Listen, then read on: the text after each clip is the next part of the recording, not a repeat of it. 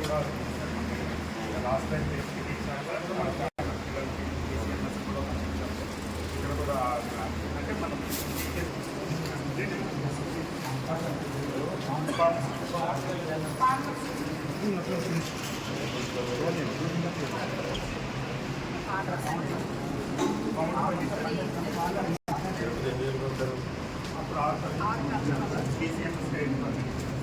ICDS ద్వారా school పిల్లలకి అంగన్వాడీ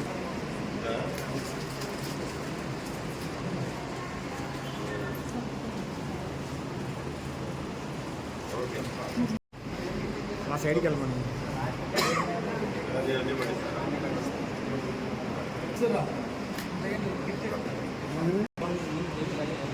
వెళ్ళేదా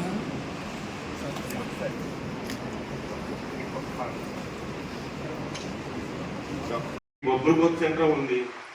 దాదాపు 20,000 ఎకరాలా అలా పెరగడానికి ఇంకా ఇండస్ట్రీ పరంగా మనం మ్యానుఫ్యాక్చరింగ్ పరంగా ఇంకా పెరగడానికి కొంత మనకి టైం ఉంది. ఇప్పుడు మన జిల్లాలో 6,600 MSMEలు ఉన్నాయి. అలాగే కాన్షియన్సివ్ MSME పార్క్ ఎస్టాబ్లిష్ చేస్తాయి. ఆల్రెడీ 280 ఎకరాలు మీరు ఐడెంటిఫై చేసాం. MSME పార్క్ పెడతాయి. ఇవన్నీ కూడా వర్కౌట్ అయ్యి మన సెక్టర్ సంబంధించి ఐడియా ఉంటుంది. జీడిపి అంటే ఏంటి మీకు ఐడియా ఉందా? జీడిపి ఈ రెండు ముఖ్యం. 350 మంది పని చేసుకోవాలి. 350 మంది ఉన్నారు అక్కడ షాప్లో. అంటే విజయనగరం డివిజన్ తక్కువగా నాకు పాలపురం డివిజన్ లో నేను ఇంచి చెప్తాను. ఏ ఇంచులు ఎక్కడ ఉందో చెప్తాను. అంత అవకాశం ఉన్న ప్రొడక్టివ్ ఉన్న మన ఏరియాలో ఈ రోజు అంత చిన్న మార్కెట్ అయిపోవడానికి కారణం ఏంటి? మనకి చాలా ఉంది మార్కెటింగ్ ఫెసిలిటీ అవకాశాలు మనకు చాలా ఎక్కువ ఉన్నాయి. మన ప్రొఫెసర్ సిఎస్ గారు కూడా అన్నది రాజశేఖర్ గారు విశాఖపట్నంలో మన పెద్ద మార్కెట్ ప్రొడక్ట్ అయినా సరే ఎంతైనా సరే సేల్ చేయగలిగిన పెద్ద మార్కెట్ మన విశాఖపట్నం టౌన్ దగ్గరలో ఉంది. వాళ్ళకి ఇది చేయడం వల్ల ఇంత తక్కువ టైంలో ఆదాయం వస్తుంది, ఇంత ఎక్కువ ఆదాయం వస్తుంది అన్న విషయాన్ని రైతులు మనం సరిగ్గా చెప్పకపోవడం వల్ల ఇటువంటి కొన్ని కనుమరుగైపోతున్నాయి. ఇంతవరకు ఫ్రూట్స్ ఉన్నాయి. మీరు రామదుర్గం లోనికి బయటకు రాలేకపోవాలి. ఆ మార్కెట్ లో లోనికి వెళ్తే మనం బయట రావడానికి దారి తెలిసేది కాదు. అంత పెద్ద మార్కెట్ అది చూస్తే చిన్నది బడ్జెట్ పక్కన చిన్న సంస్థలు అంతే. అక్కడ సర్వీస్ సెక్టర్ ఉంటుంది. మా అక్కడ విశాఖపట్నం జిల్లాలో చూస్తే మీరు ప్రైమరీ సెక్టర్ ఉండదు, సర్వీస్ సెక్టర్ ఉన్న మాత్రం మీకు అక్కడ గ్రోత్ ఉంటుంది. మన దగ్గర సర్వీస్ సెక్టర్ కూడా దాన్ని ఇంకా మనం బాగా అభివృద్ధి చేసుకుని ఇంకా యాక్టివిటీ పెరిగే పరిస్థితి ఉన్నప్పుడు మన సర్వీస్ సెక్టర్ లో మనం మనం భోగాపురం ఇండస్ట్రియల్ ఎయిర్పోర్ట్ మనం కంప్లీట్ చేయగలిగితే ట్రావెల్స్ మనం కానివ్వండి, ఆ దాని ద్వారా వచ్చే హోటల్స్ స్టార్ హోటల్స్ అవనివ్వండి. సో మనకున్న ఒకే ఒక అవకాశం ప్రైమరీ సెక్టర్. మనకున్న అవకాశం చేయడం అవకాశం ప్రైమరీ సెక్టర్.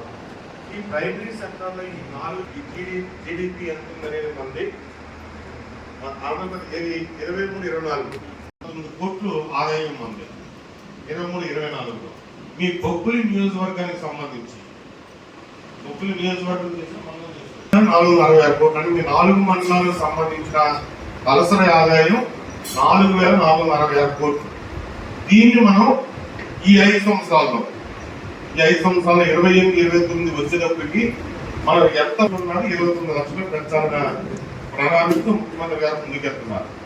మన విజయనగరం జిల్లా సంబంధించి 34,000 ఉన్నది, 71,000కి వెళ్ళాలనేది ఇప్పుడు మన ఆలోచన.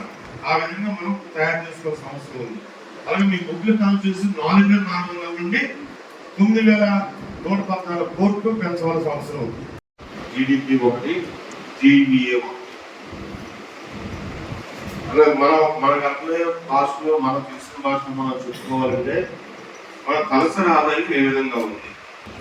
ఈ జీబీ అనేది గ్రాస్ డొమెస్టిక్ ప్రొడక్ట్ యాడెడ్ ఎలా చేస్తారనేది కూడా మీకు అక్కడ క్లియర్ గా మెన్షన్ చేయడం జరిగింది.